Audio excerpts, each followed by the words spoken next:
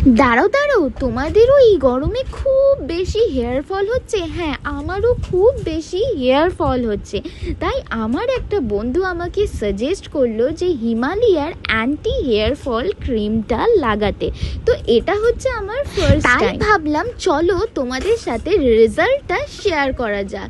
আর এই ক্রিমটার দেখো কতটা বেশি স্মুথ। আমাকে বলা হয়েছিল যে এটা তুই পুরো একদম রুট থেকে লাগাবি, মানে স্ক্যাল্পে ভালোভাবে লাগিয়ে ম্যাসাজ করবি আর অল ওভার হেয়ারে খুব ভালোভাবে অ্যাপ্লাই করে নিবি। অ্যাপ্লাই করে নেওয়ার পরে তোর চুলটাকে গুটিয়ে রাখবি। গুটিয়ে রাখার পরে অনলি 30 মিনিটস ওয়েট করবি।